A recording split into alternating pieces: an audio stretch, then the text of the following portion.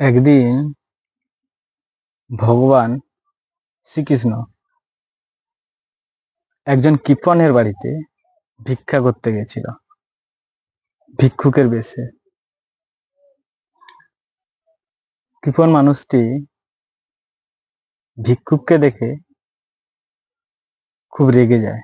সে ভিক্ষা দিতে প্রথমে রাজি ছিল না। তারপরে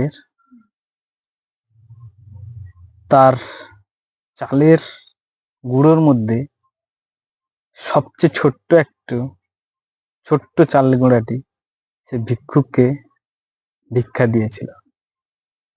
তারপরেই ভিক্ষুক তখন ভিক্ষাটি নিয়ে সন্তুষ্ট মনে চলে যায় এবং বলে যায় সে চালের, যেখানে চাল অনেক রাখা আছে, সেই চালগুলোটা দেখতে। তখন কৃপণটি মনের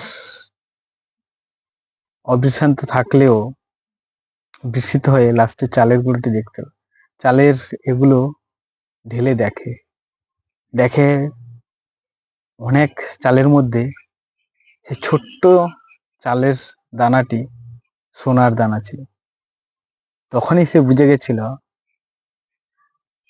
সে ভিক্ষুকটি আর কেউ নয়, স্বয়ং ভগবান ছিলেন। তখন সে নিজেকে নিজে আফসোস করছিল, যদি আমি পুরো চালটাই ভিক্ষুককে দান করতাম, ভগবান পুরো চালটাই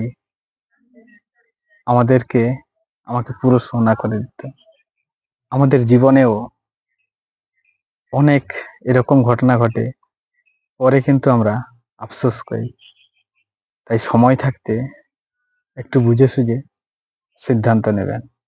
অনেক সময় ভগবানরাই আমাদের নিজেদেরকে পরীক্ষা নেয়, সেটা নানা রূপে, নানা বেশে, নানা সময় পরীক্ষায় আমাদেরকে উত্তীর্ণ হতে হবে।